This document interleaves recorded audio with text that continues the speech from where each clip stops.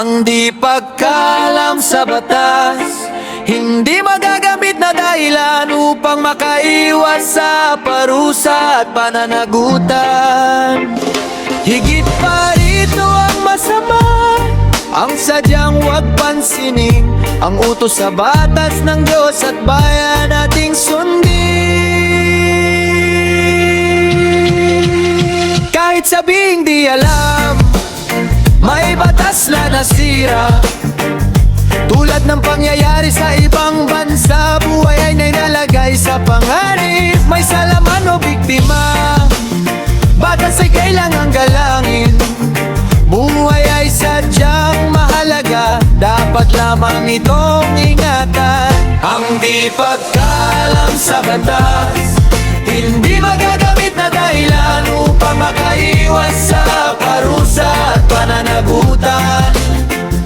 Higit pa rito ang masama, ang sadyang huwag pansinin, ang utos sa batas ng Diyos at bayan nating sundin. May mga taong walang takot, batas ay sadyang nilalabag. Kalamidad at trahedya, dulot ay matinding paghihirap. Kung sumunod lang sana noon, buhay sana'y nailigtas.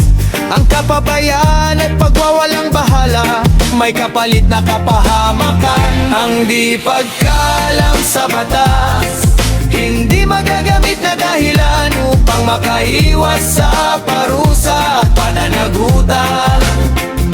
Higit pa rito ang masama, ang sadyang huwag pansinin, ang utos sa batas ng Diyos at bayan nating sundin. May pananampalataya, huwag sanang gawing dahilan upang labagin ng tama at magdulot ng panloloko. Mag-ingat sa mga tukso at mabilis na yaman, maging matalino at maingat, ito ang utos ng Diyos sa atin. Ang di pagkaalam sa batas, hindi magagamit na dahilan upang makaiwas sa parusa at pananagutan. Higit pa rito ang masama, ang sadyang huwag pansinin, ang utos sa batas ng Diyos at bayan ating sundin.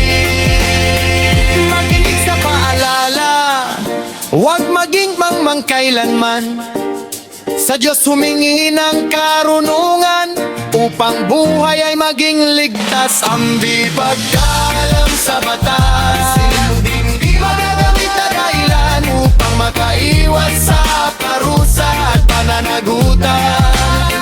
Higit pa rito ang masama, ang sadyang huwag pansinin, ang utos sa batas ng Diyos at bayan ating sundin. Ang utos sa batas ng Diyos at bayan ating sundin.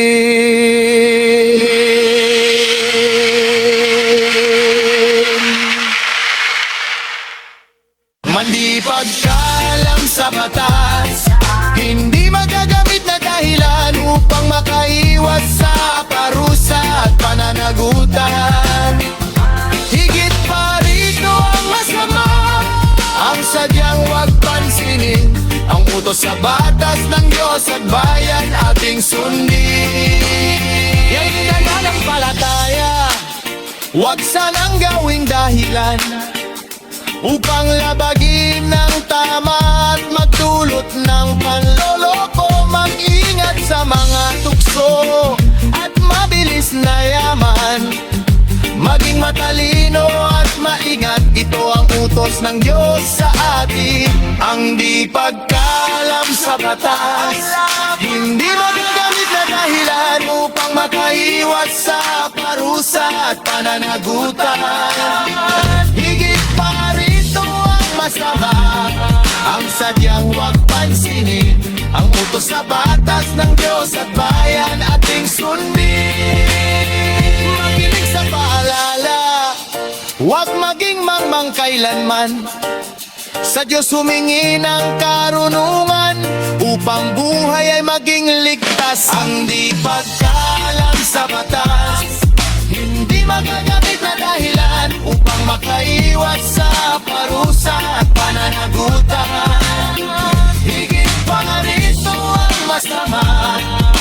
sadyang huwag pansinin ang utos sa batas ng Diyos at bayan naging sundin. Utos sa batas ng Diyos at bayan nating sundin.